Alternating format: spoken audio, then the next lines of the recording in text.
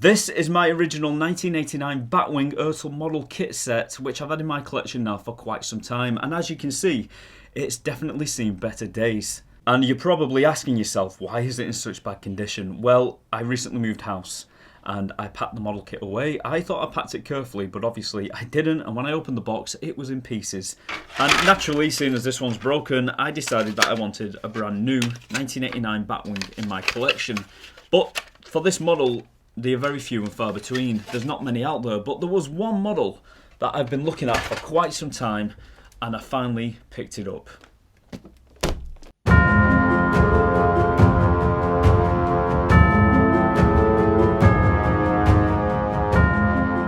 Now in this box is another 1989 Batwing that I've picked up off Vinted, and I'm not sure why I'm showing you in the box because obviously you would have seen the thumbnail by now and you know exactly what it is, so let's crack it open. If this thing has sausages in it, I'm going to be really disappointed. This is the Eaglemoss version of the 1989 Batwing, which is from the Automobilia collection, which you've probably seen in your local newsagents a few years back. Now at the time, I think these retail for around $9.99 each, and I have actually got a few of the other Batmobiles in my collection, but this one I was particularly interested in. But at the time, I did have my Urtal model kit, so I didn't really see the point in picking this up at the time, so I missed out.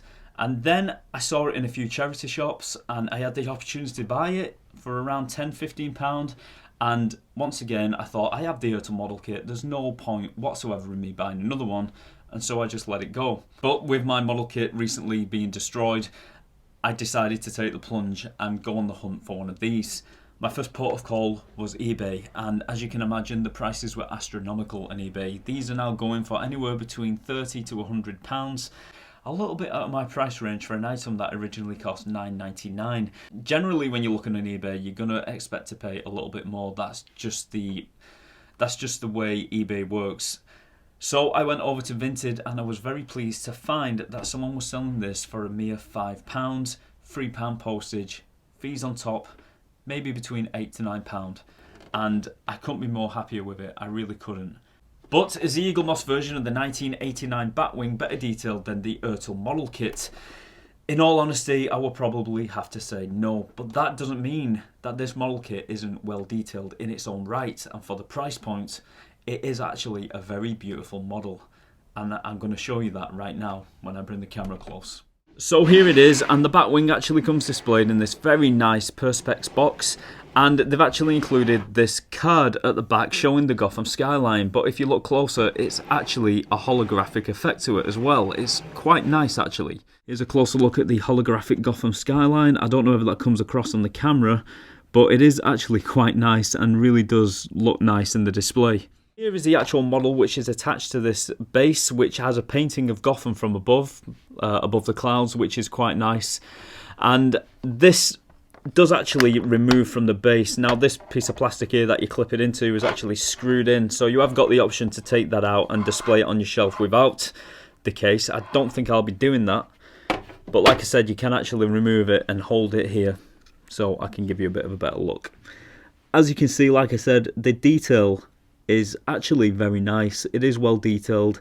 It does look in many ways like my Urtal model kit, but there are certain parts of it what could have been detailed better. But like I said, for the price point, you can't grumble. This is actually pretty good. They've even put a little bit of detail to the bottom of the Batwing as well. One of my main concerns is that the attention to detail just wasn't going to be there with this because it was such a cheap price point.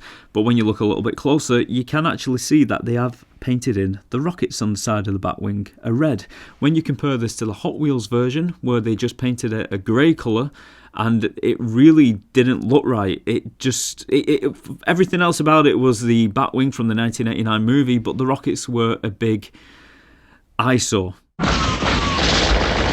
Another positive about this Batwing is that they included the lights at the front of the wings.